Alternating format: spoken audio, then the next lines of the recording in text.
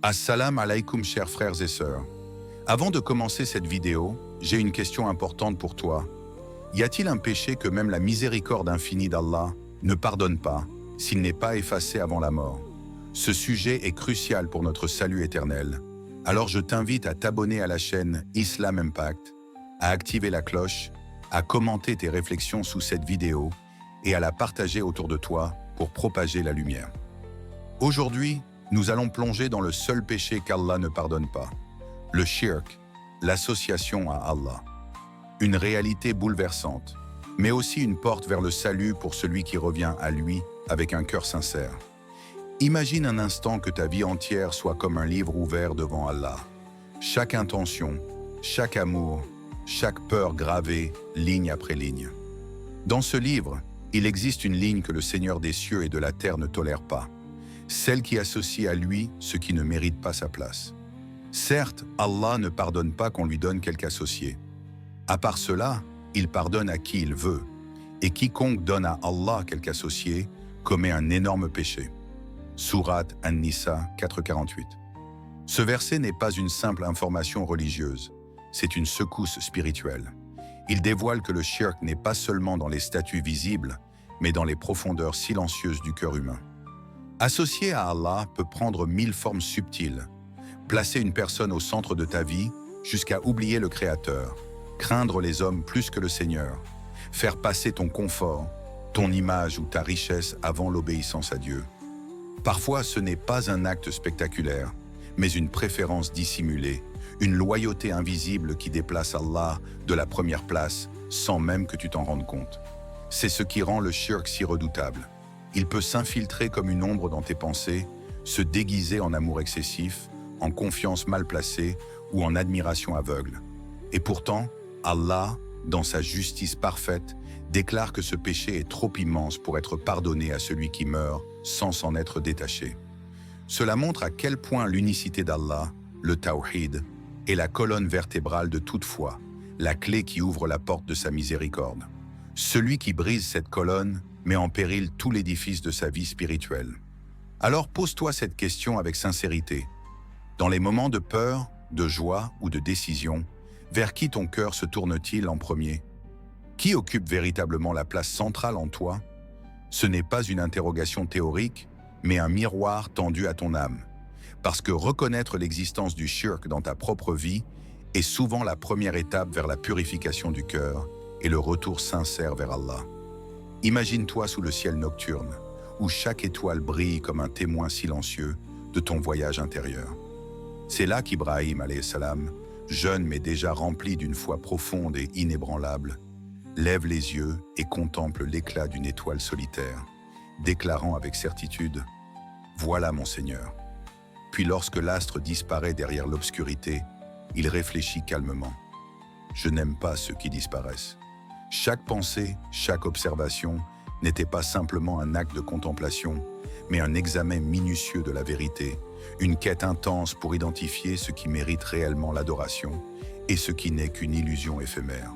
Son propre père façonnait des idoles de ses mains, et pourtant Ibrahim n'a jamais été influencé par la tradition, l'attachement ou la peur des hommes. Il a défié une société entière, ses lois, ses coutumes, et même les liens du sang pour proclamer l'unicité de Dieu. Dans cette solitude spirituelle, face au rejet et au danger imminent, il restait ferme, répétant dans son cœur et avec sa voix le message qui transcende le temps. La ilaha illallah. Et lorsque le peuple, aveuglé par le matérialisme et l'idolâtrie, le jeta dans un feu qui aurait détruit n'importe quel mortel, la puissance divine transforma ce feu en une source de fraîcheur et de paix, démontrant que la protection d'Allah accompagne celui qui reste sincère et pur dans sa foi. Ô feu, sois pour Ibrahim fraîcheur et paix. Sourate Al-Anbiya 21-69. Cette histoire n'est pas seulement un récit du passé, c'est un miroir pour chaque spectateur. Dans nos vies modernes, lorsque tout semble nous pousser à la compromission, lorsque nos valeurs sont testées par la peur, l'opinion des autres ou le confort immédiat, avons-nous la force de rester fermes dans notre tawhid? Sommes-nous capables de choisir la vérité sur la popularité, la fidélité à Allah sur la sécurité temporaire et la lumière sur l'obscurité qui séduit nos yeux et nos cœurs?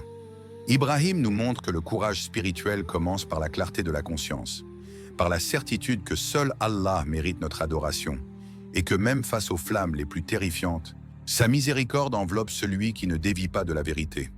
Et toi, si tu étais à la place d'Ibrahim, aurais-tu le courage de rester ferme dans le tawhid, même face à toute une société qui rejette Allah? Dans nos vies modernes, le shirk ne se présente plus toujours sous la forme d'idoles de pierre ou de statues imposantes. Il se glisse doucement, presque imperceptiblement, dans les recoins de notre cœur, prenant racine là où l'attention, la peur ou l'attachement s'égarent. Il se manifeste lorsque nos choix, nos émotions ou nos dépendances placent autre chose au-dessus d'Allah, même sans que nous nous en rendions compte. Parfois, c'est la crainte des créatures, des gens ou des circonstances qui prend le dessus sur la confiance en celui qui tient tout dans sa main. Parfois, c'est la soif de sécurité financière, de reconnaissance sociale ou de pouvoir personnel qui devient notre obsession, nous détournant progressivement de la lumière divine. Et dans les moments de désespoir ou de détresse, combien invoquent autre qu'Allah, espérant secours dans ce qui ne peut ni nous sauver ni nous nuire, oubliant que la véritable protection vient uniquement du Créateur. Allah nous avertit, n'invoquez pas en dehors d'Allah ce qui ne peut ni vous profiter ni vous nuire. Si vous le faites, vous serez alors du nombre des injustes. Sourate Yunus 10:106. Ces mots sont comme un miroir, reflétant les zones d'ombre de nos priorités et nous confrontant à une vérité dérangeante. Notre cœur peut trahir notre foi plus facilement que nous ne le pensons. Et pourtant, reconnaître cette subtilité est le premier pas vers la purification. Imagine ton quotidien. Chaque décision guidée par la peur d'autrui plutôt que par la confiance en Allah, chaque instant où ton cœur s'accroche à une personne, un objet ou un confort matériel plus qu'au Créateur, représente un mini-shirk, une fissure dans l'unicité de ta foi. C'est dans ces petites choses invisibles que le danger s'installe, insidieux, silencieux, mais capable de détourner une âme entière si on ne prend pas conscience de son existence. Alors, regarde attentivement ton cœur et questionne-toi avec honnêteté. Qu'est-ce qui occupe réellement la première place dans tes pensées et dans tes choix quotidiens? Qu'est-ce qui reçoit ton amour, ta peur, ton espoir et ta dépendance avant Allah? Y a-t-il quelque chose ou quelqu'un dans ta vie que tu places inconsciemment au-dessus de ta relation avec Allah? Reconnaître cette réalité n'est pas une condamnation, mais un réveil, une invitation à replacer le Créateur à la place qui lui revient et à purifier chaque fibre de notre engagement spirituel dans la vie moderne, où tout peut distraire et éloigner de l'essentiel. Même si le shirk est le péché qu'Allah ne pardonne pas après la mort, tant que le souffle de vie anime ton corps et que ton cœur bat encore, la porte du repentir est grande ouverte, plus vaste que tu ne peux l'imaginer. Imagine un instant un horizon infini, où chaque nuage sombre de tes erreurs peut être balayé par la lumière éclatante de la miséricorde divine. Allah, dans sa compassion infinie, s'adresse à chacun de ses serviteurs avec des mots qui résonnent comme une promesse d'espoir. Dis à mes serviteurs qui ont commis des excès à leur propre détriment, ne désespérez pas de la miséricorde d'Allah, car Allah pardonne tous les péchés. Oui, c'est lui le pardonneur, le très miséricordieux. Sourate Az-Zumar 39-53.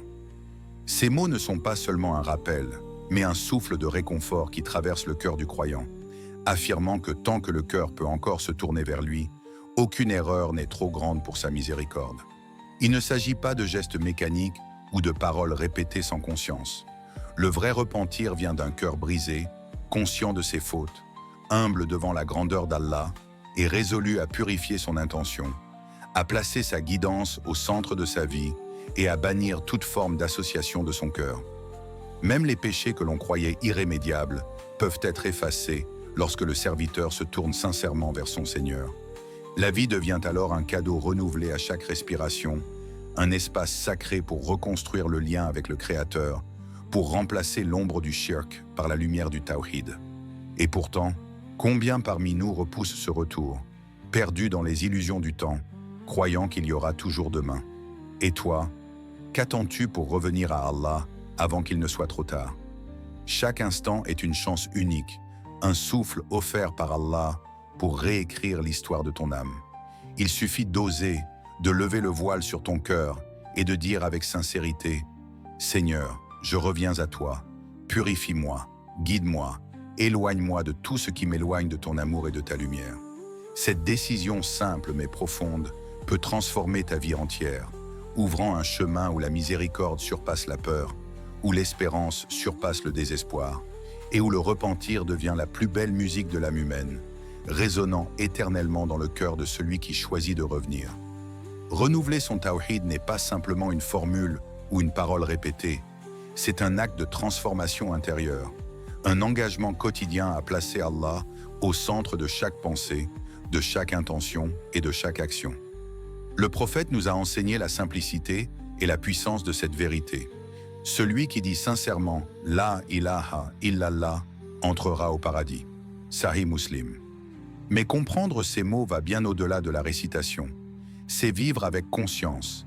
C'est que chaque geste, chaque souffle, chaque décision reflète l'unicité du Créateur dans notre existence.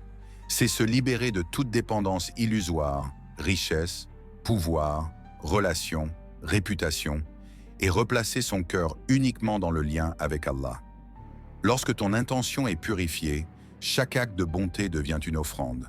Chaque prière un dialogue sincère. Chaque épreuve un rappel que le vrai succès réside dans la fidélité à lui. Allah le rappelle clairement.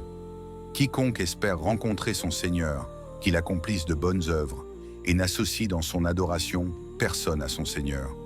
Sourate Al-Kahf 1810.